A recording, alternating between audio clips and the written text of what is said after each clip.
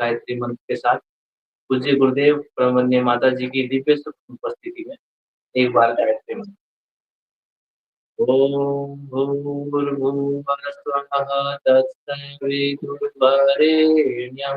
भर्गो देवस्य धीमहि धियो यो नः प्रचोदयात्। ओम खंडमंडलाकारं व्याप्तं येन चराचरं तत्पदं दर्शितं येन तस्मै श्री गुरुवे नमः।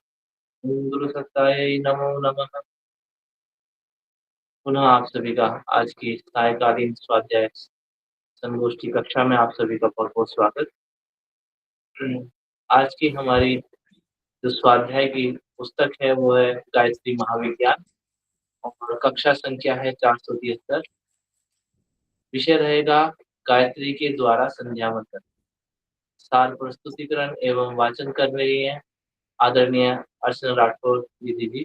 तो दीदी का हम सभी की तरफ से हार्दिक स्वागत करते हैं और निवेदन करते हैं दीदी कृपया वाचन को और सार प्रस्तुतिकरण के क्रम को आरंभ करिए।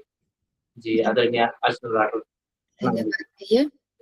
विषय तो वैसे उन लोगों के लिए है जिनका आध्यात्मिक स्तर बहुत अच्छा है, पर प्रयास करेंगे। आइए, आज का विषय गायत्री द्वारा संध्या वंदन। कुछ कार्य ऐसे होते हैं जिनका नित्य करना मनुष्य का अनिवार्य कर्तव्य है। ऐसे कर्मों को नित्य कर्म कहते हैं। नित्य कर्मों के उद्देश्य हैं आवश्यक तत्वों का संचय और अनावश्यक तत्वों का त्याग। शरीर को प्रायः नित्य ही कुछ न कुछ नई आवश्यकता होती है। प्रत्येक गतिशील वस्तु अपनी गति को स्थिर रखने के लिए कहीं न कहीं से नई शक्ति प्राप्त करती है। यदि वह न मिले तो उसका अंत हो जाता है। रेल के लिए कोयला, पानी, मोटर के लिए पेट्रोल, तार के लिए बैटरी, इंजन के लिए तेल, सिनेमा के लिए बिजली की आवश्यकता होती है। पौधों का जीवन खाद पानी पर निर्भर करता है। पशु पक्षी कीट पतंग प्रकृति के अनुसार अन्न जल वायु लेकर वे जीवन धारण करते हैं। यदि आहार न मिले तो शरीर यात्रा असंभव है। कोई भी गतिशील वस्तु, चाहे वह सजीव हो या निर्जीव, अपनी गतिशीलता को स्थिर रखने के लिए आहार अवश्य चाहिए। तो पहला पैराग्राफ जो हमको बता रहा है कि हमारे नित्य प्रति के कार्य हैं जो हम लोग कर ही रहे हैं और करते हैं।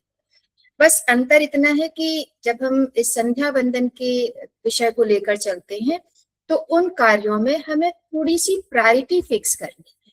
जैसे कहा जा रहा है कि आवश्यक तत्वों का संचय करना है और अनावश्यक तत्वों का त्याग करना है। क्या जरूरी है, क्या जरूरी नहीं। हम लोग जो तत्वबोध साधना करते हैं सुबह और शाम को, कि सुबह हम एक प्लानिंग करते हैं क्या क्या करना है, शाम को हम ये सोचते हैं हमने क्या क्या किया और क्या रह गया। कह सकते हैं एक तरीके का विश्लेषण करना, और सभी के लिए आवश्यक है। इसमें जैसा कि कहा गया है, जो उदाहरण लिए हैं बैटरी के, जो उदाहरण लिए हैं रेल के, इनको हम मानते हैं निर्जीव। ये बनी हुई वस्तुएं हैं विभिन्न प्रकार के लौह तत्वों से। सजीव में पशु पक्षियों का लिया गया, पेड़ पौधे भी सजीव होते हैं। जब इन सब के लिए एक भोजन की आवश्यकता है तो मनुष्य तो उस गुरु सत्ता की, उस ईश्वरीय सत्ता की एक उत्कृष्ट कृति है। इसकी तो आत्मा की भी एक आवश्यकता है और शरीर की भी एक आवश्यकता है। और बहुधा लोग सिर्फ शरीर की आवश्यकता पर ध्यान देते हैं, जो आत्मा की आवश्यकता है उस पर ध्यान नहीं देते हैं। तो हमें अपने आप को जीवित रखने के लिए, यानी कहते हैं ना, empty mind is devils workshop नहीं बनाना है। वो जो डेविल्स वर्कशॉप वाला है उसे हटाते चले जाना है, और जो एंजल वर्कशॉप है वो अपने अंदर स्थापित करना है। आगे है, इसी प्रकार प्रत्येक गतिशील पदार्थ में प्रतिक्षण कुछ ना कुछ मल बनता रहता है, जिसे जल्दी साफ करने की आवश्यकता पड़ती है। रेल में कोयले की राख, मशीनों में तेल का कीचड़ जमता है। शरीर में प्रतिक्षण मल बनता है और वह गुदा, शिशन, नाक, मुख, कान, आंख, त्वचा आदि के छिद्रों द्वारा निकलता रहता है। यदि मल की सफाई न हो तो देह में इतना विष एकत्रित हो जाएगा कि 2-4 दिन में ही जीवन संकट उपस्थित हुए बिना न रहेगा। मकान में बुहारी न लगाई जाए, कपड़ों को न धोया जाए, बर्तनों को न मला जाए, शरीर को न स्नान कराया जाए, तो 1-2 दिन में ही मैल चढ़ जाएगा। गंदगी और कुरूपता, बदबू, मलिनता तथा विकृति उत्पन्न हो जाएगी। तो पुनः प्रतिदिन की सफाई की बात हो रही है। एक जो भजन आता है कि हमने आंगन नहीं बुहारा, कैसे आएंगे भगवान। तो हम शरीर की सफाई पर ध्यान दे रहे हैं। शरीर पर एक अच्छा कपड़ा होना चाहिए, आवश्यक है। शरीर की सफाई पर जितना ध्यान है, उतना ही ध्यान आत्मा की सफाई पर भी होना चाहिए। और आत्मा की सफाई के लिए जो गुरुदेव ने हम सभी को बहुत सीधा सरल सा मार्ग बताया कि थोड़ा सा स्वाध्याय कर लें, थोड़ी सी साधना कर लें, थोड़ा सा चिंतन मनन कर लें, थोड़ा ही कर लें, अगर बहुत कुछ हम नहीं कर पा रहे हैं तो कहीं ना कहीं हमारे शरीर की सफाई होती रहेगी। और कहते हैं कि जैसा विचार होता है वैसा ही हमारा चेहरा, हमारा व्यवहार बनता चला जाता है। विचार अगर नकारात्मक है तो हमारे जो चेहरे की आकृति विकृति में बदलने लगती है। तो ये हमारे प्रतिदिन की सफाई की बात हुई। आगे कहते हैं गुरुदेव, आत्मा सबसे अधिक गतिशील और चैतन्य है। उसे भी आहार की और मल विसर्जन की आवश्यकता पड़ती है। स्वाध्याय, सत्संग, आत्मचिंतन, उपासना, साधना आदि साधनों द्वारा आत्मा को आहार प्राप्त होता है और वह बलवान, चैतन्य एवं क्रियाशील रहती है। जो लोग इन आहारों से अपने अंतःकरण को वंचित रखते हैं तथा सांसारिक झंझटों में ही हर घड़ी लगे रहते हैं, उनका शरीर चाहे कितना ही मोटा हो, धन दौलत कितना ही जमा क्यों ना हो जाए, पर आत्मा भूखी ही रहती है। इस भूख के कारण वह निस्तेज, निर्बल, निष्क्रिय और अर्धमूर्छित अवस्था में पड़ी रहती है। इसलिए शास्त्रकारों ने आत्म साधना को नित्य कर्म में शामिल करके मनुष्य के लिए उसे एक आवश्यक कर्तव्य बना दिया है। अब हम लोग एक और छोटे से एग्जाम्पल से समझें। हम सभी लोग अपने विद्यालयों में पढ़ने गए, हम सभी ने अपना यूजी किया, पीजी किया, रिसर्च किया। पुनः एक वही बात याद आती है, पहले विद्यालयों पे लिखा होता था शिक्षार्थ आइए सेवार्थ जाइए। तो एक मॉरल वैल्यू की हमेशा क्लास हुआ करती थी। एक लास्ट का लेक्चर हमेशा ऐसा होता था जिसमें हम लोग कुछ बातें किया करते थे। बातें कुछ ऐसी कि क्या करना है और क्या नहीं करना चाहिए। आज शिक्षार्थ आइए और पैसार्थ जाइए वाली स्थिति हो गई कि हमने आपको डिग्री दे दी, आप जाइए नौकरी करिए। अब उसी उधेड़ बुन में हम सही और गलत का अंतर करना भूल जाते हैं, और जब सही और गलत का अंतर नहीं करते हैं तो आत्मा को एक सही भोजन नहीं मिलता है। और आत्मा को अगर भोजन नहीं मिलेगा तो कहीं ना कहीं, ऐसा नहीं कि जीवन नहीं जी पाएंगे, जीवन हर व्यक्ति जी रहा है, ऊपर वाले ने जितनी सांसें दी हैं चल रही हैं, लेकिन हम पिछड़ जाते हैं। वही सुबह दोपहर शाम रोटी खाना, सोना और परिवार में बस लगे रहना, हम आगे कुछ सोच ही नहीं पाते। मानसिक अशांति 24 घंटे या कह सकते हैं 24/7 रहती है हमारे अंदर। उससे कई बार बचने के लिए लोग दुर्व्यसनों का भी सहारा ले लेते हैं। तो हमें उसमें न जाके चिंतन मनन करना चाहिए। कोई भी एक अच्छी पुस्तक हम पढ़ सकते हैं, कुछ नहीं पढ़ सकते तो हर घर में कोई ना कोई एक धार्मिक पुस्तक होती है, हम वो भी पढ़ सकते हैं। और हमारे लिए तो बहुत अच्छा साधन है कि हम स्वाध्याय कर सकते हैं। आगे गुरुदेव कहते हैं, आत्मिक साधना में आहार प्राप्ति और मल विसर्जन दोनों महत्वपूर्ण कार्य समान रूप से होते हैं। आत्मिक भावना, विचारधारा और अवस्थित को बलवान, चैतन्य एवं क्रियाशील बनाने वाली पद्धति को साधना कहते हैं। यह साधना उन विकारों, मलों एवं विधों की भी सफाई करती है जो सांसारिक विषयों और उलझनों के विषयों की भी सफाई करती है जो सांसारिक विषयों और उलझनों के कारण चित्त पर बुरे रूप से सदा ही जमते रहते हैं।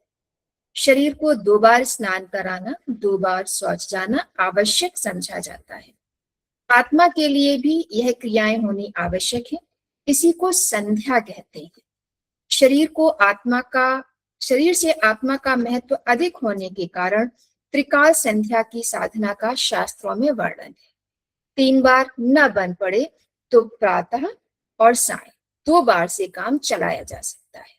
जिसकी रुचि इधर बहुत ही कम है वह 1 बार तो कम से कम यह समझकर करें कि संध्या हमारा आवश्यक नित्य कर्म है, धार्मिक कर्तव्य है। उसे न करने से पाप विकारों का जमाव होता रहता है, भूखी आत्मा निर्बल होती चलती है। यह दोनों ही बातें पाप कर्मों में शुमार है।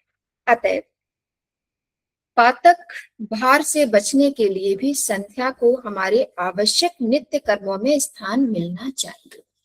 तो जो हमारे गुरुदेव ने 3 संध्याओं की बात की, जो हम लोग शांति कुंज में जाके तो नियमित रूप से कर लेते हैं, पर कई बार अपने अपने स्थान पे आकर दोपहर की कई बार कर पाते हैं, कई बार नहीं कर पाते हैं।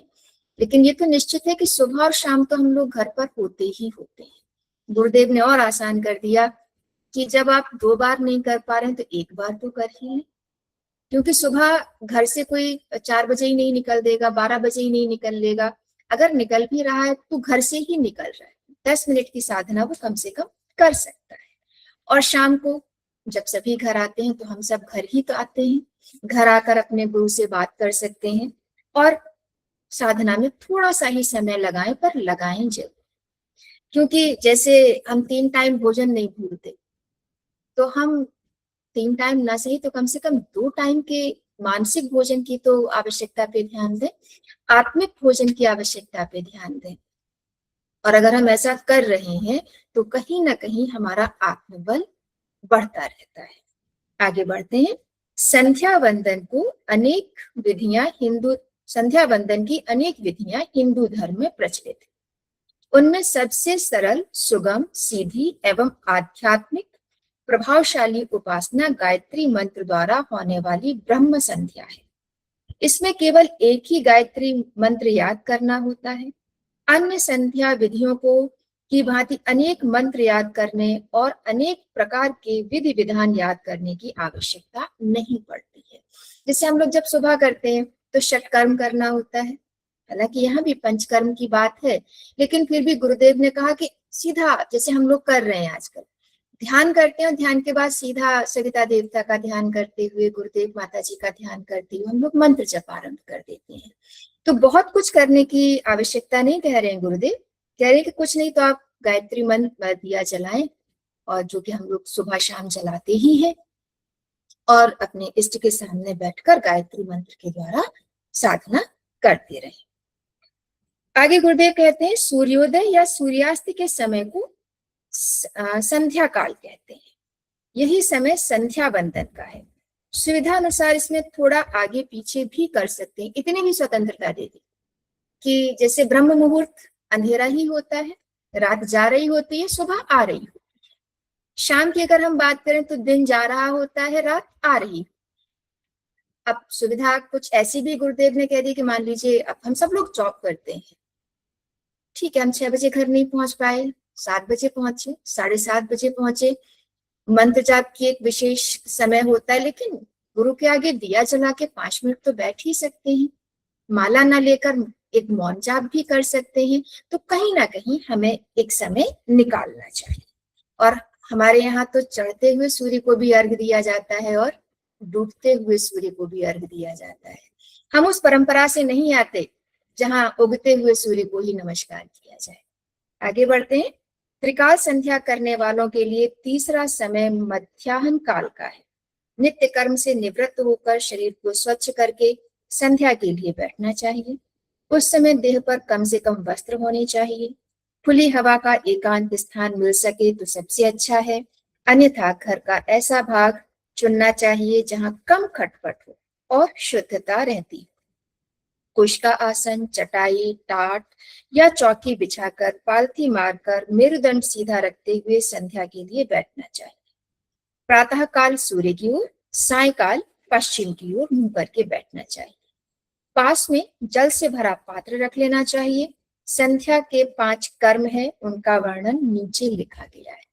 जैसे अब सुबह वो मानते हैं कि सूर्य पूरब से निकल रहे हैं, शाम को पश्चिम की तरफ जा रहे हैं, लेकिन कई बार हमारे जो कि मंदिर है वो पूरब की तरफ होता है, तो हम अपने गुरु की तरफ, इष्ट की तरफ पीठ नहीं करते, तो हम ध्यान कर लेते हैं कि सूर्य का प्रकाश तो चारों ओर है, गुरु की तरफ मुख करके हम अपनी संध्या वंदन कर सकते हैं। अब कुछ क्रियाएं हैं जो हम लोग सुबह करते हैं। मेरे खुद के दिमाग में एक प्रश्न आया राहुल भैया, हम सुबह तो करते हैं, इसे पढ़ने के बाद एक ग्लानि हो गई, शाम को नहीं करते ना, तो हम शाम को आचमन करते हैं ना शिखा बंधन करते हैं। तो आप सभी लोगों से एक राय भी रहेगी, क्या शाम को भी हम ज्यादा समय नहीं लगेगा, मुश्किल से मुश्किल 2 या 3 मिनट लगेंगे, क्या हम अपने इस पंचकर्म को शामिल कर सकते हैं? तो सभी भाई बहन थोड़ा सा विचार करके इस पे भी बात करेंगे। तो पहला क्रम है आचमन, जो हम सभी मंत्रों के साथ सुबह करते हैं। अब बस यहाँ पे थोड़ा सा हम समझने का प्रयास करेंगे। जल से भरे हुए पात्र में से दाहिने हाथ की हथेली पर जल लेकर उसका 3 बार आचमन करना चाहिए, जो सुबह मंत्र के साथ हम लोग करते हैं।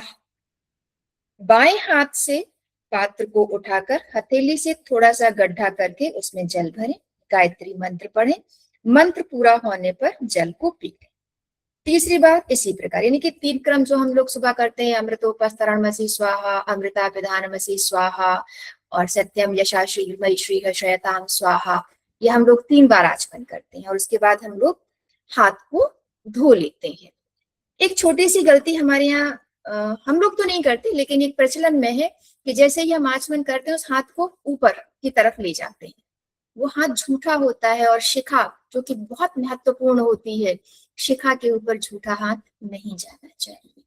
और कहीं भी जैसे हम पी रहे हैं तो मुख पर होठों पर जल लगता है, वो भी साफ कर लेना चाहिए।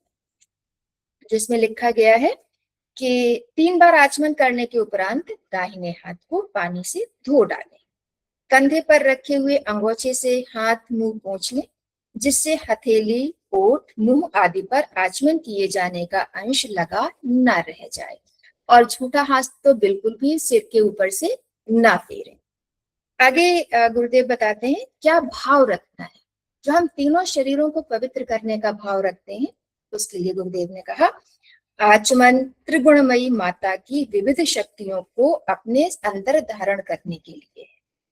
प्रथम आचमन के साथ सतोगुणी विश्वव्यापी सूक्ष्म शक्ति ह्रीं का ध्यान करते हैं और भावना करते हैं कि विद्युत सरीखी सूक्ष्म नीली किरणें मेरे मंत्रोच्चारण के साथ साथ सब ओर से इस जल में प्रवेश कर रही हैं और यह उस शक्ति से ओतप्रोत हो रही, यानी कि हम अपने अंदर एक ऊर्जा को धारण करने की बात करते हैं। और सूक्ष्म शक्ति जो कि कहा गया ह्रीं का ध्यान करता है, यानी कि हमारे अंदर सत्वगुण का धारणा चल रही है। आचमन करने के साथ में सम्मिलित सब शक्तियां अपने अंदर प्रवेश करने की भावना रखनी चाहिए।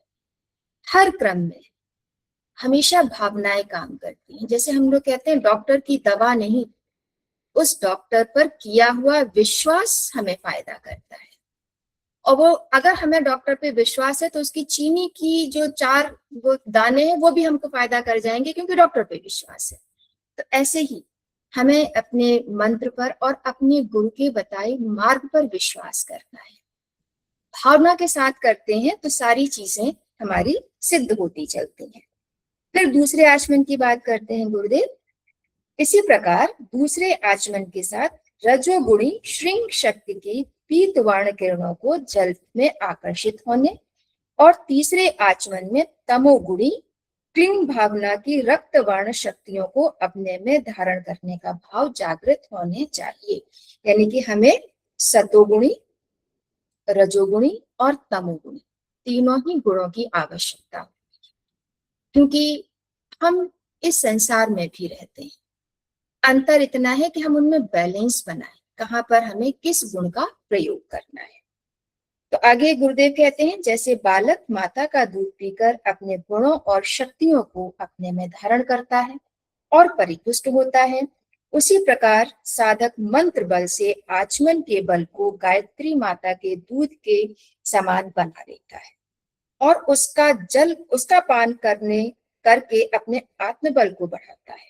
इस आचमन से ही त्रिविध क्रीं श्रीं क्लीं की शक्ति से युक्त आत्मबल मिलता है। तदनुसार उसको आत्मिक पवित्रता और सांसारिक समृद्धि को सुदृढ़ बनाने वाली शक्ति प्राप्त होती है। तो हमें आध्यात्मिक भी बनना है, जिसके लिए आवश्यकता हुई आत्मिक पवित्रता की। क्योंकि इस संसार में रह रहे हैं, वहां भी बैलेंस बनाना है, तो थोड़ी सी सांसारिक समृद्धि की भी आवश्यकता पड़ती है। आगे चलते हैं, शिखाबंधन, जो कि दूसरा क्रम। आचमन के पश्चात शिखा को जल से गीला करके उसमें ऐसी गांठ लगानी चाहिए जो सिरा नीचे से खुल जाए। इसे आधी गांठ कहते हैं। गांठ लगाते समय गायत्री मंत्र का उच्चारण करते जाना चाहिए। सुबह के षटकर्म में हम लोग चिद्रूपिणी महामाये मंत्र का उच्चारण करते हैं। शाम को अगर हम ये मंत्र नहीं भी ले रहे हैं तो गायत्री मंत्र के साथ अपनी शिखा में हमें गांठ लगानी है। क्योंकि शिखा मस्तिष्क के केंद्र बिंदु पर स्थापित है। जैसे रेडियो के ध्वनि विस्तारक केंद्रों में ऊंचे खंभे लगे होते हैं और वहां से ब्रॉडकास्ट की तरंगें चारों ओर फेंकी जाती हैं, उसी प्रकार हमारे मस्तिष्क का विद्युत भंडार शिखा स्थान पर है। उस केंद्र में से हमारे विचार, संकल्प और शक्ति परमाणु हर घड़ी बाहर निकल कर आकाश में दौड़ते रहते हैं। इस प्रवाह से शक्ति का अनावश्यक व्यय होता है और अपना कोश घटता है। इसका प्रतिरोध करने के लिए शिखा में गांठ लगा देते हैं। सदा गांठ लगाए रहने से अपनी मानसिक शक्तियों का बहुत सा अपव्यय बच जाता है।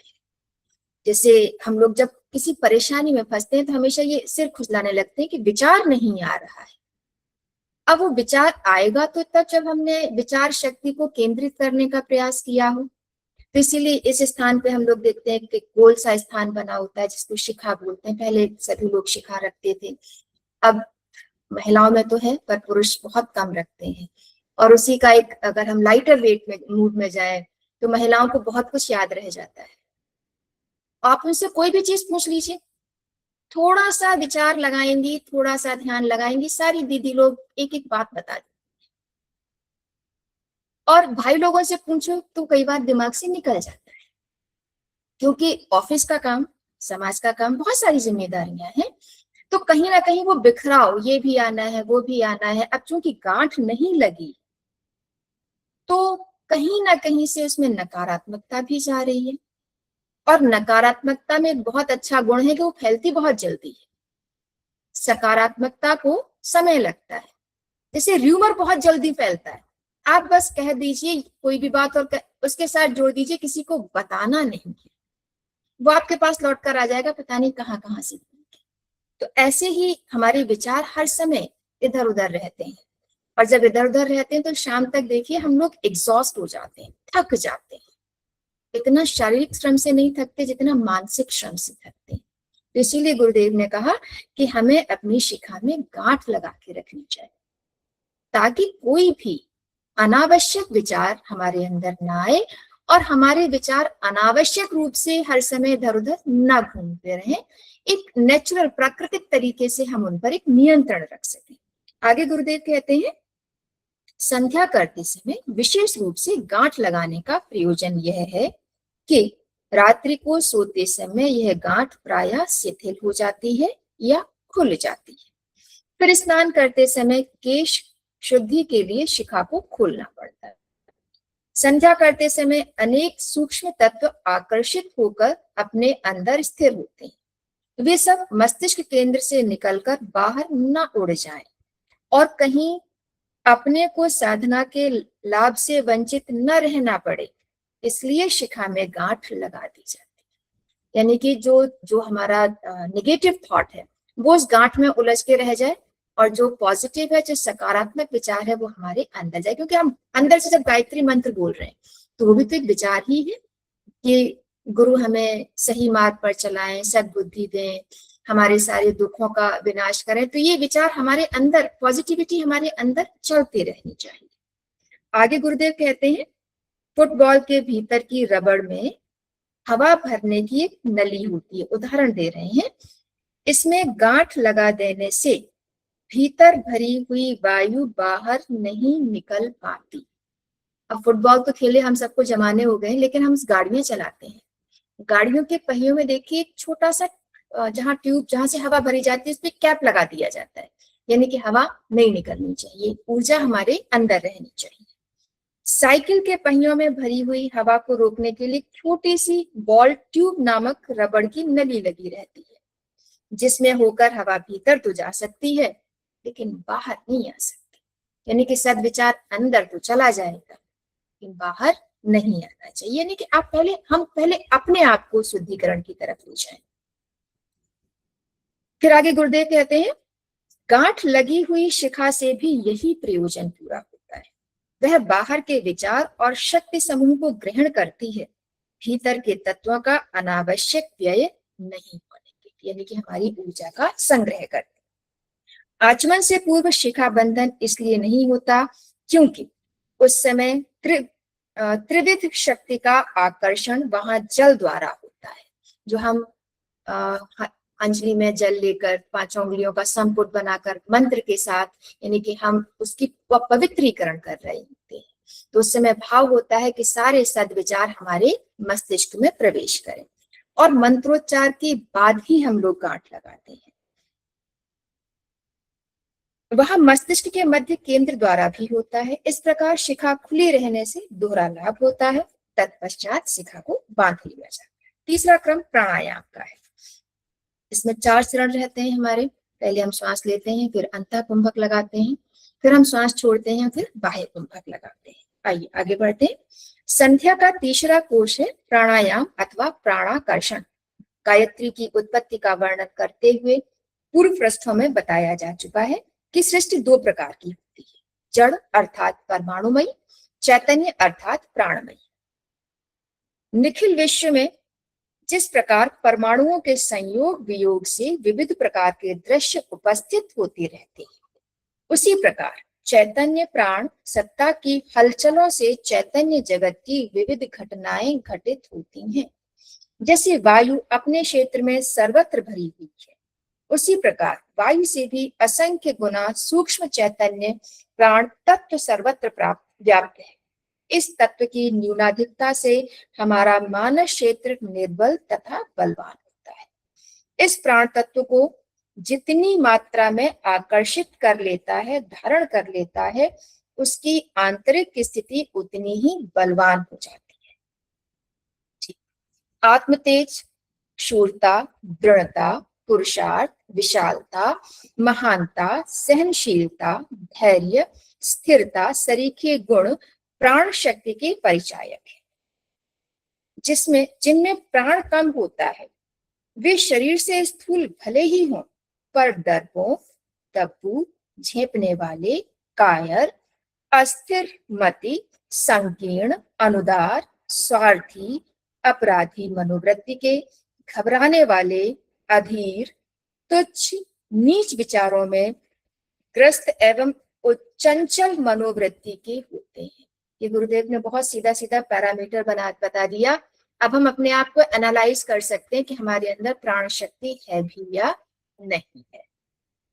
चलिए पहले आगे बढ़ते हैं। इन दुर्गुणों के होते हुए कोई व्यक्ति महान नहीं बन सकता, इसलिए साधक को प्राण शक्ति अधिक मात्रा में अपने अंदर धारण करने की आवश्यकता होती है। जिस प्रक्रिया द्वारा विश्वमयी प्राण तत्व में से खींचकर अधिक मात्रा में प्राण शक्ति को हम अपने अंदर धारण करते हैं, उसे प्राणायाम कहते हैं। प्राणायाम के समय मेरुदंड को विशेष रूप से सावधान होकर सीधा कर लीजिए, क्योंकि मेरुदंड में स्थित इड़ा, पिंगला और सुषुम्ना नाड़ियों द्वारा प्राण शक्ति का आवागमन होता है, और यदि रीढ़ टेढ़ी झुकी रहे तो मूलाधार में स्थित कुंडलिनी तक प्राण की धारा निर्बाध गति से न पहुंच सकेगी, अतः प्राणायाम का वास्तविक लाभ नहीं मिल सकेगा। यानी कि वो कहीं ना कहीं घूम के रह जाएगी, तो हम पूरी तरह से ऊर्जावान नहीं होंगे। जो 4 भाग है हम लोग जो सुबह करते हैं, पूरक, अंतः कुंभक, रेचक और बाह्य कुंभक। वायु को भीतर खींचने का नाम पूरक है, वायु को भीतर ही रोके रहने का नाम अंतः कुंभक है, वायु को बाहर निकालने का नाम रेचक है, और बिना सांस रहने को, यानी कि वायु को बाहर रोके रहने को बाह्य कुंभक कहते हैं। अब इसमें भी श्वास ना तो जल्दी लेनी है और ना बहुत जल्दी छोड़नी। एक धीमी धीमी प्रक्रिया से जब हम श्वास लेते हैं तो श्वास गहरी होती है। एक तरीके से हम कह सकते हैं सहनशीलता कि हम कितनी देर धारण कर सकते हैं, ये चेक कर लेते हैं। फिर अपनी स्थिति के अनुसार, अपने सामर्थ्य के अनुसार थोड़ी सी देर रोकने का, 1 सेकेंड, 2 सेकेंड, 3 सेकेंड, कम से कम 3 सेकेंड तो रोक ही ले। इससे कम में थोड़ा सा, लेकिन फिर भी सामर्थ्य शक्ति धीरे धीरे बढ़ती है, कोई भी प्रेशर नहीं। फिर जिस गति से हम श्वास लेते हैं उसी गति से हमें श्वास छोड़नी चाहिए। ऐसा नहीं करना चाहिए कि हमने श्वास तो धीमे ली पर कंट्रोल नहीं कर पा रहे थे, कहीं हम थक रहे थे तो हमने एकदम से श्वास छोड़ दी, तो उसमें बैलेंस नहीं बनेगा। तो जिस गति से श्वास लेंगे उसी गति से हम लोग श्वास छोड़ेंगे। इन चारों के लिए गायत्री मंत्र के 4 भागों की नियुक्ति की गई है। वैसे तो हम लोग सुबह करते हैं ना ओम भो ओम भुवा ओम स्वाहा मंत्र के साथ, लेकिन शाम के लिए गुरुदेव ने कहा कि जब हम पूरक करें, यानी कि श्वास ले रहे हो, तो मंत्र भाव का एक हिस्सा ओम भूर्भुवः स्वाहा, अंतः कुंभक के साथ तत्सवितुर्वरेण्यम, रेचक के साथ भर्गो देवस्य धीमहि और बाह्य कुंभक के साथ धियो यो नः प्रचोदयात्। तो हम अपने मंत्र को 4 चरणों में, मतलब श्वास लेते समय बोले, रोकें और फिर श्वास जब बाहर निकालें फिर रोकें। तो मंत्र को 4 भागों में विभक्त करते हुए या ध्यान करते हुए हम लोग प्राणायाम की प्रक्रिया करें। आगे गुरुदेव कहते हैं, अब गुरुदेव ने इनको बहुत अच्छे से आगे और बताया, स्वस्थ चित्त में बैठिए, चित्त से बैठिए, मुख को बंद कर लीजिए, नेत्रों को बंद या अधखुले रखिए। अब श्वास को धीरे धीरे नासिका द्वारा भीतर खींचना आरंभ कीजिए। मन ही मन ओम भूर्भुवः स्वः का उच्चारण करिए और भावना कीजिए जो मंत्र का अर्थ है, विश्वव्यापी दुख नाशक सुख स्वरूप ब्रह्म की चैतन्य प्राण शक्ति को मैं नासिका द्वारा आकर्षित कर रहा। अब इस भाव के साथ हम धीरे धीरे श्वास अंदर की तरफ ले जाते हैं। फिर थोड़ी देर श्वास रोकेंगे, मंत्र रहेगा, मंत्र का हिस्सा रहेगा तत्सवितुर्वरेण्यम। जब इस भाग को हम ले तो भावना करेंगे कि नासिका द्वारा खींचा हुआ वह प्राण श्रेष्ठ है, सूर्य के समान तेजस्वी है और उसका तेज मेरे अंग प्रत्यंग में रोम रोम से भरा जा रहा है। क्योंकि हम सिर्फ ये CO2 की बात नहीं कर रहे हैं, कार्बन डाइऑक्साइड की और ऑक्सीजन की बात नहीं कर रहे हैं, ये तो वैज्ञानिक हैं। यहाँ पे हमें भाव जोड़ना है कि हमारे अंदर शक्तियां समाहित हो रही है। फिर हम आगे बढ़ेंगे। अब जब नासिका द्वारा वायु धीरे धीरे बाहर निकालेंगे तो भाव मंत्र रहेगा हमारे मस्तिष्क में, भर्गो देवस्य धीमहि। इस मंत्र में हम लोग बात कर रहे हैं, भाव कर रहे हैं कि यह दिव्य प्राण मेरे पापों का नाश करता हुआ विदा हो रहा है। वायु को निकालने में प्रायः उतना ही समय लगाना चाहिए जितना हमने श्वास लेने में लगाया था, यानी कि हमें गति बना के चलनी पड़ेगी। एक काम जल्दी, एक काम तेज, ऐसा नहीं हम कर सकते। फिर अंतिम चरण की तरफ गुरुदेव कहते हैं, जब वायु बाहर निकल जाए तो जितनी देर वायु को भीतर रोके रखा था उतनी ही देर बाहर रोके, यानी कि अगर अंदर 3 सेकेंड रोका है तो बाहर भी 3 सेकेंड बिना सांस लिए रहें। और मंत्र का जो भाग है धियो यो नः प्रचोदयात्, इस मंत्र के साथ हमारे अंदर जो भाव होगा, भगवती वेदमाता आदि शक्ति गायत्री सद्बुद्धि को जागृत कर रही है। और जब हम ये प्रक्रिया करते हैं तो श्वास पर भी ध्यान है, गुरु मंत्र पर भी ध्यान है, गुरुदेव पर भी ध्यान है, गायत्री माता पर भी ध्यान है। और जब हम इस ध्यान के साथ प्राणाकर्षण प्राणायाम की प्रक्रिया करते हैं तो अनुभव भी करते हैं कि अपने आप को बहुत ही हल्का और ऊर्जावान महसूस करते हैं। तो इस प्रकार से एक प्रक्रिया पूर्ण होती है और ये प्रक्रिया कम से कम 3 बार तो करनी ही चाहिए। तो ये हुआ, यह प्राणायाम हुआ। अब इसी प्रकार पुनः इन क्रियाओं को पुनरुक्ति करते हुए दूसरा प्राणायाम करें। संध्या में यह 5 प्राणायाम करने चाहिए, जिससे भीतर में स्थित प्राण, अपान, व्यान, समान, उदान नामक पांचों प्राणों का व्यायाम, स्फुरण और परिमार्जन हो जाता है। पुनः गुरुदेव ने 5 बार की कही, लेकिन चूंकि समय की कई बार बाध्यता होती है, स्थितियां ऐसी होती हैं, तो कम से कम 3 बार तो हम ये प्रक्रिया कर ही सकते हैं, जैसा कि हम लोग सुबह में करते हैं। अब ये एक चौथी प्रक्रिया है अघमर्षण की। अघमर्षण को अघमर्षण कहते हैं पाप के नाश करने को। गायत्री की पुण्य भावना के प्रवेश करने से पाप का नाश होता है। प्रकाश के आगमन के साथ साथ अंधकार नष्ट होता है। पुण्य संकल्पों के उदय के साथ साथ पापों का भी संहार होता है। बल बुद्धि के साथ साथ निर्बलता का अंत हो चलता है। ब्रह्म संध्या की ब्राह्मी भावनाएं हमारे अघ का मर्षण करती रहती हैं। अब अघमर्षण की प्रक्रिया जल के द्वारा होती है, तो जो गुरुदेव ने बताया उसको समझने का प्रयास करते हैं। अघमर्षण के लिए दाहिने हाथ की हथेली पर जल लेकर उसे दाहिने नथने के समीप ले जाना चाहिए। समीप मतलब बिल्कुल पास नहीं, समीप का अर्थ है 6 अंगुल दूर। बाएं हाथ के अंगूठे से बायां नथुना बंद कर लें। दाहिने नथुने से धीरे धीरे सांस खींचना आरंभ करें। सांस खींचते समय ऐसी भावना करें कि गायत्री माता का पुण्य प्रतीक यह जल अपनी दिव्य शक्तियों सहित पापों का संहार करने के लिए सांस के साथ मेरे अंदर प्रवेश कर रहा है और भीतर से पापों का, मलों का, विकारों का संहार कर रहा है। जब पूरी सांस खींच चुके तो बायां नथुना खोल दें और दाहिना नथुना अंगूठे से बंद रखें। सांस बाहर निकालना आरंभ करें। दाहिनी हथेली पर रखे हुए जल को बाएं नथुने के सामने करें और भावना करें कि नष्ट हुए पापों की लाशों का समूह सांस के साथ बाहर निकलकर इस जल में गिर रहा है। जब सांस पूरी तरह बाहर निकल जाए तो उस जल को बिना देखे घृणा पूर्वक बाईं ओर पटक देना चाहिए। तो ये प्रक्रिया हम लोग न सुबह कर रहे हैं न शाम को कर, तो इस प्रक्रिया को भी प्रयास करेंगे विचार विमर्श के पश्चात कि कम से कम एक बार तो करें ही दिन। जैसे सुबह हम लोग नाड़ी शोधन करते हैं, उसमें क्या होता है कि बाईं नासिका से ही श्वास लेते हैं, बाईं नासिका से ही श्वास, नासिका क्षेत्र से ही श्वास बाहर करते हैं। वहां पे हम लोग अपनी नाड़ी शोधन कर रहे हैं, तो यहाँ पे भी थोड़ी सी ऊर्जा को समाहित करने का प्रयास करेंगे। आगे गुरुदेव कहते हैं अघमर्षण क्रिया से जल को हथेली में भरते समय मंत्र का जो हिस्सा है वो है ओम भूर्भुवः स्वाहा।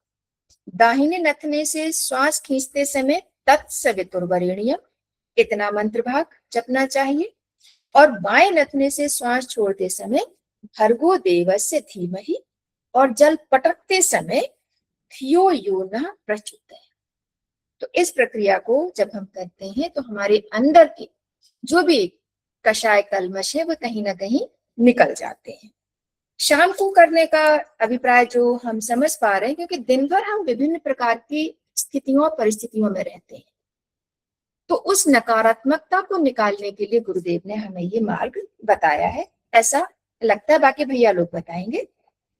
यह क्रिया भी 3 बार करनी चाहिए, जिससे क्रमशः काया के, प्राण के, मन के त्रिविध पापों का संहार हो सके। अगला 5वां जो क्रम है वो है न्यास का। न्यास हम लोग जो सुबह करते हैं, न्यास कहते हैं धारण करने। अंग प्रत्यंगों से गायत्री की सत्वगुणी शक्ति को धारण करने, स्थापित करने, भरने, ओतप्रोत करने के लिए न्यास किया जाता है। गायत्री के प्रत्येक शब्द का महत्वपूर्ण मर्म स्थलों से घनिष्ठ संबंध है। जैसे सितार के अमुक भाग में अमुक आघात के साथ उंगली का आघात करने लगने से अमुक ध्वनि के स्वर निकलते हैं, उसी प्रकार शरीर वीणा को संध्या से अंगुलियों के सहारे दिव्य भाव से झंकृत किया जा सकता है। ऐसा माना जाता है कि स्वभावतः अपवित्र रहने वाले शरीर से दैवी सानिध्य ठीक प्रकार से नहीं हो सकता। इसलिए उसके प्रमुख स्थानों में दैवी पवित्रता स्थापित करके उसमें इतनी मात्रा दैवी तत्वों की स्थापित कर ली जाती है कि वह दैवी साधना का अधिकारी बन जाए। जो हम लोग भाव करते हैं ना कि हम देवत्व को धारण करने के लिए स्वयं को तैयार कर रहे हैं, तो ये भाव हमारे अंदर रहता है। क्योंकि है तो हम मानव, देवता तो हम देने वाले तो है नहीं, हम तो मांगने वाले लोग हैं।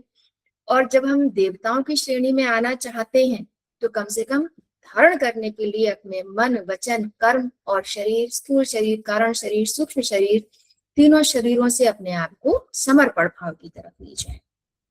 आगे गुरुदेव कहते हैं, न्यास के लिए भिन्न भिन्न उपासना विधियों में अलग अलग विधान है कि किन उंगलियों को काम में लाया जाए। गायत्री की ब्रह्म संध्या में अंगूठा और अनामिका उंगली का प्रयोग प्रयोजनीय ठहराया गया है।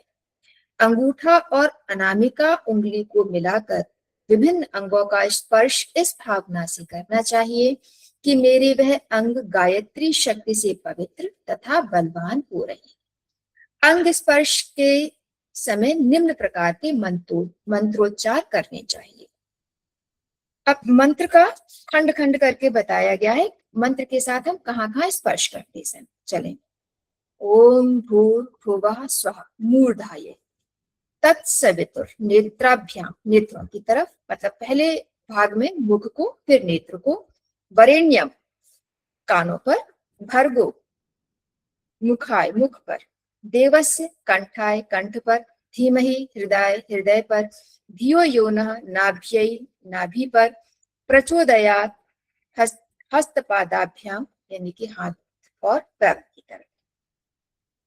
तो अच्छा, मूर्धा मस्तिष्क और मन के लिए, ठीक है। यह 7 अंग शरीर ब्रह्मांड के 7 लोक हैं, अथवा यूं कहिए कि आत्मा रूपी सविता के 7 वाहन अश्व हैं। शरीर सप्ताह के 7 दिन है। यूं साधारणतः 10 इंद्रियां मानी जाती हैं, पर गायत्री योग के अंतर्गत 7 इंद्रियां मानी गई हैं। ये जो ऊपर 7 इंद्रियां बताई गई, पहली मूर्धा मस्तिष्क मन, दूसरी नेत्र, तीसरे कान, चौथी वाणी या रसना, पांचवी हृदय अंतःकरण, छठी नाभि जननेन्द्रिय और 7वीं कर्मेंद्रिय हाथ पैर। यानी कि हम अपने आप को तैयार करें कि पूरी तरह से हम देवत्व को धारण करने के लिए तैयार हैं। इन 7 में अपवित्रता न रहे, इनके द्वारा कुमार्ग को न अपनाया जाए, अविवेकपूर्ण आचरण न हो, इस प्रतिरोध के लिए न्यास किया जाता है। इन 7 अंगों में भगवती की 7 शक्तियां निवास करती हैं। उन्हें उपयुक्त न्यास द्वारा जागृत किया जाता है।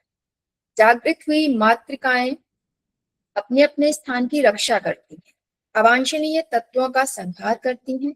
इस प्रकार साधक का अंतः प्रदेश ब्राह्मी शक्ति का सुदृढ़ दुर्ग बन जाता है। यानी कि हमारे अंदर फिर किसी भी प्रकार का कोई भी अवांछनीय तत्व अंदर नहीं जाता है। जैसे सीता माता की कुटी के चारों ओर अग्नि का घेरा बनाया गया कि अंदर कोई भी राक्षस, कोई भी दुष्प्रवृत्ति वाला व्यक्ति नहीं जाएगा।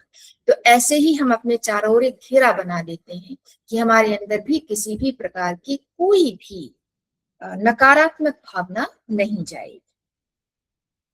आगे गुरुदेव कहते हैं, इन पंचकोशों का विनियोग करने के पश्चात आचमन, शिखाबंधन, प्राणायाम, अघमर्षण, न्यास से निवृत्त होने के पश्चात ही गायत्री मंत्र का जप ध्यान करना चाहिए। संध्या तथा जप में मंत्रोच्चार इस प्रकार करना चाहिए कि होठ हिलते रहें, शब्दोच्चारण होता रहे, पर निकट बैठा व्यक्ति उसे सुन न सके। जप करते समय वेद माता गायत्री का इस प्रकार ध्यान करना चाहिए मानो वह हमारे हृदय सिंहासन पर बैठी अपनी शक्तिपूर्ण किरणों को चारों ओर बिखेर रही है और उससे हमारा अंतः प्रदेश आलोकित हो रहा है। उस समय नेत्र अर्धोन्मिलित या बंद रहे, यानी कि आधे थोड़े से खुले भी हम रख सकते हैं।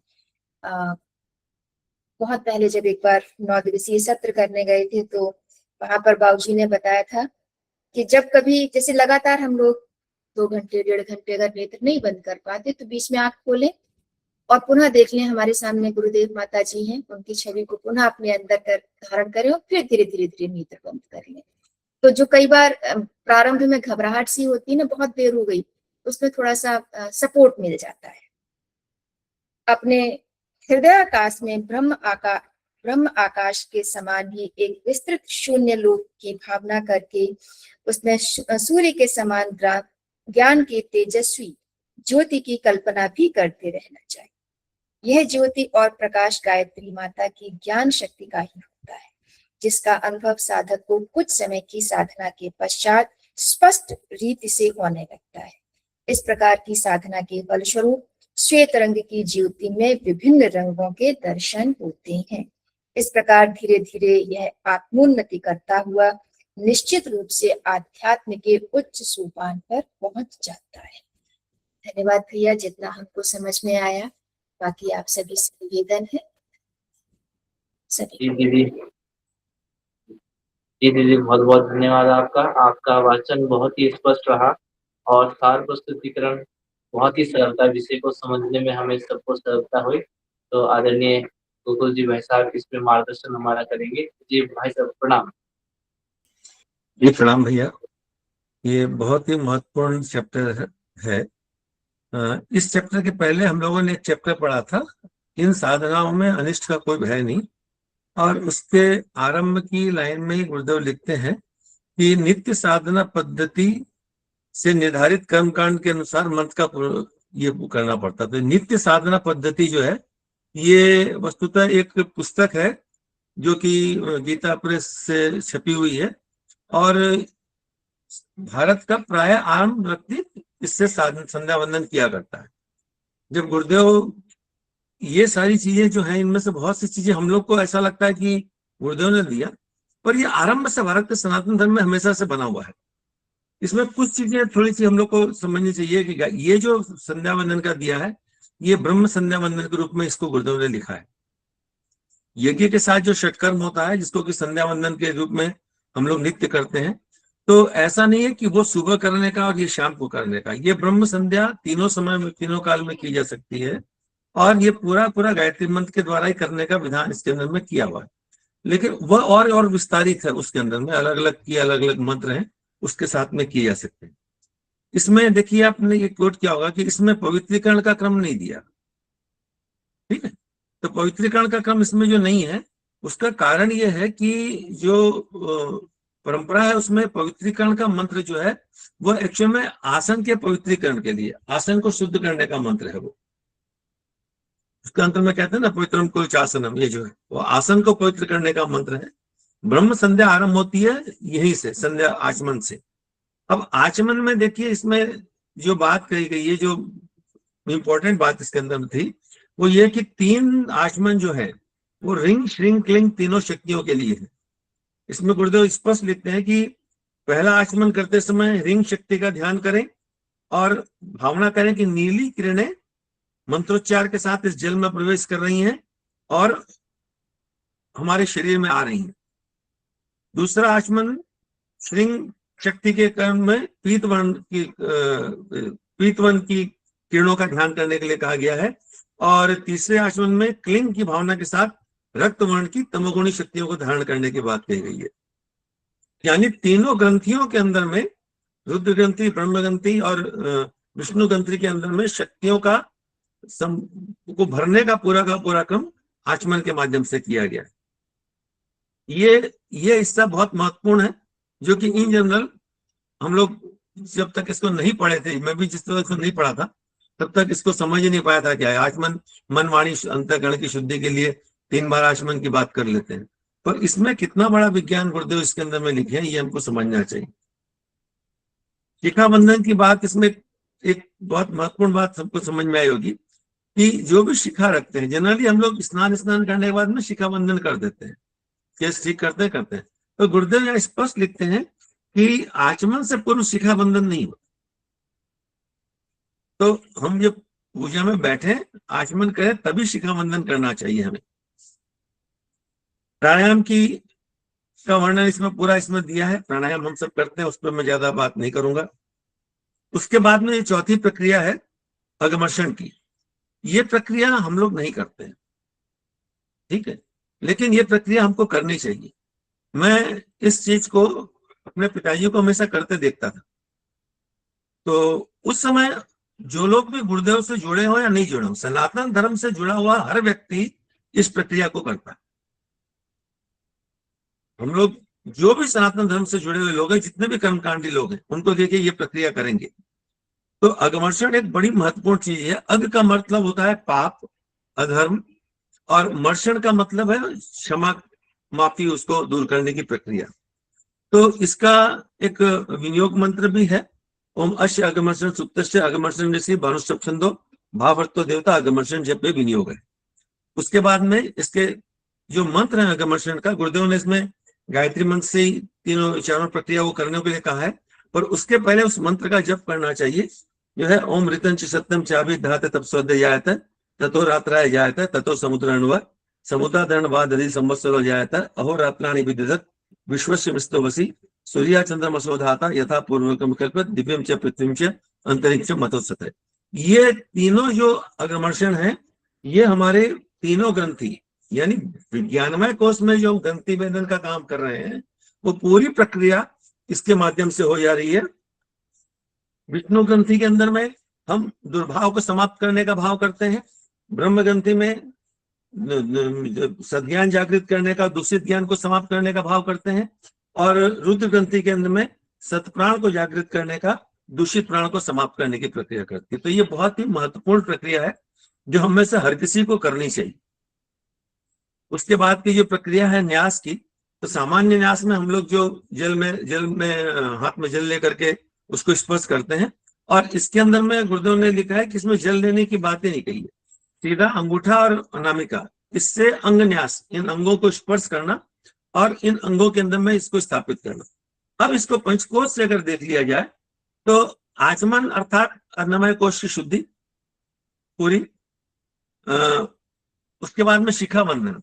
आप एक चीज और गौर करेंगे, आप अगर 1961 अक्टूबर की अखंड ज्योति पढ़ेंगे तो कई जगहों पर गुरुदेव ने अन्नमय के बाद सीधा मनोमय की बात कही है, तब प्राणमय कोश की बात कही है। शंकराचार्य ने भी ऐसे ही कहा। बाद में गुरुदेव ने अन्नमय, प्राणमय, मनोमय, विज्ञानमय इस प्रकार से बात कही, लेकिन 1961 अक्टूबर की अखंड ज्योति पढ़ेंगे तो ये बात इस प्रकार से आई है, क्योंकि 61 से लेकर 71 तक 10 वर्षों में गुरुदेव ने हर एक साल के लिए एक प्रोजेक्ट अक्टूबर की अखंड ज्योति में दिया साधकों के लिए करने के लिए। तो ये शिखा बंधन जो है ये हमारे मनोमय कोश के जागरण के लिए है, प्राणमय कोश हमारे प्राणमय कोश के जागरण के लिए है, अगमर्षण हमारे विज्ञानमय कोश के जागरण के लिए। इसमें ग्रंथि वेदन की प्रक्रिया एक तरीके से इसके साथ बनती चली जाती है, और उसके बाद में न्यास की प्रक्रिया, न्यास मतलब आनंदमय कोश की प्रक्रिया। तो इसमें शरीर के सारे अंगों में गायत्री का स्पर्श करना, गायत्री को स्थापित करना इस प्रक्रिया के अंदर में, तो ये बात उसके अंदर में आ जाती है। तो सॉरी, एक मिनट, फोन आ गया था, चलिए। तो ये जो संध्या वंदन की प्रक्रिया, ये बड़ी महत्वपूर्ण प्रक्रिया है। और जैसा दीदी ने कहा कि हम लोग को नित्य वास्तव में त्रिकाल संध्या करनी चाहिए। अब त्रिकाल नहीं भी होता तो 2 समय तो हमको करनी ही करनी चाहिए। मैं जब बहुत छोटा, मेरे पिताजी बहुत छोटी उम्र में उनकी डेथ हो गई, मैं उनसे बहुत ज्यादा आध्यात्मिक लाभ नहीं ले सका, बल्कि उनके जाने के बाद ही मेरी इस दिशा में थोड़ी प्रगति आगे बढ़ी। पर वो मुझे एक बात कहते थे कि तेरे से अगर कभी कुछ नहीं हो तो तू संध्या वंदन जरूर कर लेना, तेरे पास एकदम भी समय नहीं हो तो संध्या वंदन कर लेना। और ये बात मैंने गांठ बांध के साथ रखी थी। जब मेरा पिताजी की डेथ के बाद में बहुत बहुत टफ समय बीता, मैं पूजा में बैठता था तो पता नहीं 15-20 मिनट बैठा रहता था, क्या करता नहीं करता पता नहीं, लेकिन मैंने संध्या वंदन कभी नहीं छोड़ी। मेरे को अगर सुबह 4 बजे भी घर से निकलना होता था तो संध्या वंदन तो एटलीस्ट कर लेता, संध्या वंदन करके निकलता था। पिछले लगभग 10 सालों से अभी दोनों समय में कम चल रहा है। दोपहर का समय तो नहीं हो पाता है क्योंकि कहीं कहीं बाहर रहते हैं, इसलिए उसका नहीं हो पाता है, लेकिन दोनों समय का क्रम चलता रहता है। तो ये प्रक्रिया हम लोग को तीनों काल में जो कर सके उनको तीनों काल में करनी चाहिए, अन्यथा 2 काल में तो अवश्य करनी चाहिए। और अगमर्षण की प्रक्रिया तो हम में से हर किसी को नित्य करनी चाहिए। जी दीदी, प्रणाम। आदरणीय जी प्रणाम, बहुत बहुत धन्यवाद। इसमें आदरणीय जी एक प्रश्न है मेरा, जो ये अघमर्षण की क्रिया है, इसको 3 बार करने के लिए कहा गया है। तो क्या प्रत्येक बार हम लोग दाएं नासिका से श्वास लेंगे और बाएं से छोड़ेंगे? जी हाँ, तीनों बार प्रतिक्रिया वही रहेगी। अब इसमें एक और वैज्ञानिक चीज देखिए, इसके पहले प्राणायाम है। प्राणायाम की प्रक्रिया में आप वैसे देखेंगे तो बाएं से लेने और दाएं से छोड़ने की बात कही गई है, ठीक है। लेकिन और इसमें क्या है, अगमर्षण में दाहिने से लेकर के बाएं से छोड़ने की प्रक्रिया है। तो पहले हम अपना बाएं अपनी ईड़ा नाड़ी को साफ करते हैं और उसके बाद पिंगला नाड़ी पे काम करते हैं। डायरेक्ट पिंगला नाड़ी पे काम करेंगे तो मुश्किल होगी। और इसमें ये मुझे कहीं अपने अनुभव से कह रहा हूँ, ये मैंने पढ़ा नहीं है, लेकिन इस प्रक्रिया में जल को लेकर करने का कारण भी शायद ये रहा होगा कि दाहिने हाथ से करते समय जो ऊर्जा बढ़ रही है, तो जल की शीतलता भी उसके साथ रहे, तो कोई भी साइड इफेक्ट उसका नहीं होगा। एक ये कारण हो सकता है, मैं इस पर दावा नहीं करता, ये मेरे को अपनी समझ से ये लगा। लेकिन ये समझ में आया कि पहले बाएं नाक से करने की प्रक्रिया प्राणायाम के अंदर में, और फिर दाहिने नाक से अगमर्षण की प्रक्रिया, और ये करनी 3 बार ही चाहिए, दाहिने हाथ में जल लेकर के और फिर उससे करनी चाहिए। प्राणायाम की प्रक्रिया के लिए तो इसमें प्राणाकर्षण प्राणायाम को बताया गया है, तो वो तो दोनों नथनों से ही होगा। ये इसमें कहा है, लेकिन आप जैसे कर्मकांड भास्कर आप पढ़िएगा तो उसमें यही लिखा था, बाएं से लीजिए पहले, जो अब तो हम लोग कराते नहीं है, उसमें यही लिखा था कि दाहिने हाथ को ऐसे मोड़ के लीजिए, बाएं हाथ से लीजिए, दाहिने से छोड़िए। अब हम लोग ने उतना समझाने की प्रक्रिया कौन करे, तो प्राणाकर्षण में शुरू करा दिया, लेकिन पद्धति वही लिखी थी कि बाएं हाथ को मोड़िए, दाहिने हाथ को उस पर रखिए और फिर इस प्रक्रिया को करिए। प्राणाकर्षण से हम कर सकते हैं दोनों नथनों से, कोई समस्या की बात नहीं है, इसमें कोई बात नहीं, लेकिन अगमर्षण में यही प्रक्रिया लिखी हुई है और यही करना चाहिए। जी बहुत बहुत धन्यवाद आदरणीय। इसमें और भी अन्य साधक हमारे जुड़े हुए हैं, अगर और भी किसी का कोई प्रश्न हो या कोई अनुभव साझा करना चाहते हो तो सभी का स्वागत है। जी भाई साहब, रघुराज जी रघुराज भाई साहब, कृपया अपनी बात रखें आप। जी भाई साहब प्रणाम, सभी को प्रणाम। प्रणाम। गोकुल भाई साहब से ये चीज मुझे जानना है कि जैसे हम षटकर्म करते हैं अभी तक, तो क्या वो भी करें और ये वाले जो पंचकर्म बताए गए हैं ये भी करें, या सिर्फ यही वाले करें? ऐसा उसमें अंतर क्या है, उसमें पवित्रीकरण कर रहे हैं, मंत्र इसमें अलग नहीं है। पवित्रीकरण आप कर लीजिए, आचमन उसमें भी करेंगे, शिखा मंथन उसमें भी करेंगे, प्राणायाम उसमें भी करेंगे, केवल एक अगमर्षण की प्रक्रिया को जोड़ देना। न्यास प्रक्रिया चाहे इधर से करिए चाहे वैसे करिए, बात जी मंत्र इसमें सिर्फ गायत्री मंत्र है, उसमें वो छोटे दूसरे वाले मंत्र हैं। वे मंत्र जो आप आते हो तो उनसे कर लीजिए, और जिनको वो मंत्र नहीं आते वो केवल गायत्री मंत्र से कर सकते हैं। जी अगर आपको वो मंत्र आते हैं, जिनको आते हैं उनको उससे कर लेना चाहिए। ठीक है। अच्छा भैया, ये दोनों मंत्र जो बतलाए हैं घर्षण में, तो वो मंत्र कहाँ से मैंने आया है? 2 मंत्र मैं जो ग्रुप आपने में डाल दूंगा, जी मैं ग्रुप में डाल दूंगा, जी जी जी जी जी जी ग्रुप में डाल दूंगा। जी शकुंतला दीदी जी, कृपया आप माइक अनम्यूट करके अपनी बात रखिए। जी भैया प्रणाम। ये जो अर्धमर्षण करना है ब्रह्म संध्या में, तो जब हम लोग गायत्री यज्ञ करते हैं उसमें खटकर्म करवाते हैं, कहीं जाते हैं, तो क्या यज्ञ करते समय भी वो खटकर्म में वो अगमर्षण की क्रिया कर सकते हैं? नहीं, ये देखिए, ये ब्रह्म संध्या की बात, जब आप अपने घर में अपना यज्ञ रखती हैं उसके पहले करने की बात है। तो ये की प्रक्रिया के अंदर में गुरुदेव ने इसको नहीं लिखा, उसको मत करें, वहां पे मत करें। अच्छा ठीक है, ये आपके नित्य उपासना के अंदर में ये हिस्सा। अच्छा ठीक है, प्रणाम भैया, धन्यवाद। जी धन्यवाद दीदी। तो लगभग अभी सभी का समाधान हो भी गया है। एक चीज मैं और भी कहूँगा कि हाँ, कुछ बोले मांगीलाल पुरोहित जी, बोलिए। जी आदरणीय पुरोहित जी अपनी बात रखिए। हाँ, सादर प्रणाम भाई साहब, सभी को सादर प्रणाम, जय गुरुदेव। आदरणीय भाई साहब की अभी जो इन्होंने इस पे अगमर्षण वाली क्रिया पे और जो वापस उन्होंने विवेचन किया वो बहुत अच्छा लगा। और जैसा कि वो प्राणायाम में बता रहे थे कि बाएं से दाएं तरफ ये जो प्रक्रिया होती है, तो परम पूज्य गुरुदेव ने सभी कर्म कांडों के साथ में जैसे भावनाओं को महत्व दिया है, भावनाओं को उसके साथ जोड़ते हुए करने का विधान बताया है। तो निकृष्टता से उत्कृष्टता की ओर हमें बढ़ना है, ऐसा भाव वो प्राणाकर्षण में यानी संवर्धन के लिए, प्राणों के संवर्धन के लिए किया जाता है। तो वो लेफ्ट टू राइट ऐसा उसमें विधान बताया गया है। और जब अगमर्षण का है तो उसमें जो यानी जो संचित हो गए हैं कुछ पाप या जो भी ऐसे दोष, तो उनका निष्कासन करना है, उनका मर्दन करना है, उनको निकालना है। इसलिए उनको उसी वाम भाग से यानी अपने लेफ्ट साइड से ही उनको निकालने का ऐसा विधान हो सकता है, ऐसा विचार आया जो मैंने आपके सामने बताने का प्रयास किया है। धन्यवाद भैया। अपना एक वाङ्मय है षोडश संस्कार विवेचना के ऊपर में, उसके सबसे अंत में कई सारे सूक्त लिखे हुए हैं, पुरुष सूक्त, श्री सूक्त, बहुत सारे सूक्त दिए हैं। उसके आरंभ में एक विवेचना लिखी है, उसको पढ़िएगा। उसमें लिखा है कि मंत्र के 3 हिस्से होते हैं, एक होता है आदि दैविक, आदि भौतिक और आध्यात्मिक। तो आदि भौतिक के अंदर में मंत्रों का अर्थ की बात आती है, आदि दैविक में उनके द्वारा होने वाले प्रभावों की बात आती है। बड़ा महत्वपूर्ण चैप्टर, उसको पढ़ना चाहिए। गायत्री मंत्र का अर्थ है उस प्राण स्वरूप दुखनाशक सुख स्वरूप उस परमात्मा को हम अपने अंदर में धारण करें, वो परमात्मा हमारी बुद्धि को सन्मार्ग की ओर प्रेरित करे। ये बहुत सारे गीतों में भी है, बहुत सारे कई जगह आप हिंदी में भी इस बात को बोल सकते हैं, और वो गायत्री मंत्र नहीं बनता है। वो क्या हो गया, वो आदि भौतिक हिस्सा हो गया।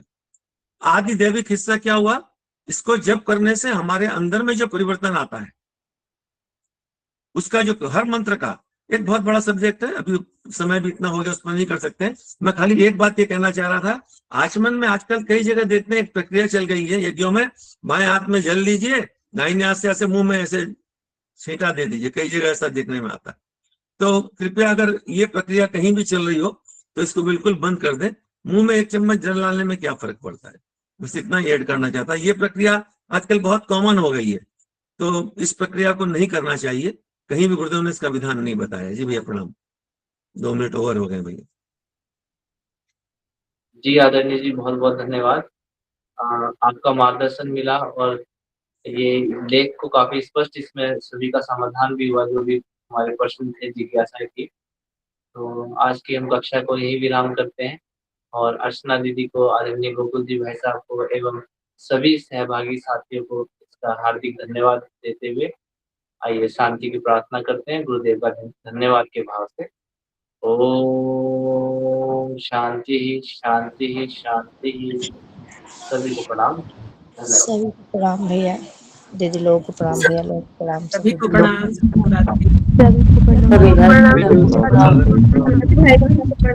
सभी भाई बहनों को प्रणाम। सभी बहनों को प्रणाम। रात्रि सभी भाई बहनों को प्रणाम। सभी भैया दीदी को प्रणाम।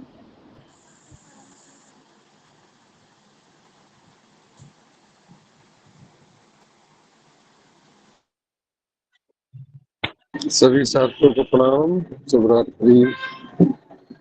सभी भाई बहन को प्रणाम। जय गुरुदेव, शुभ रात्रि।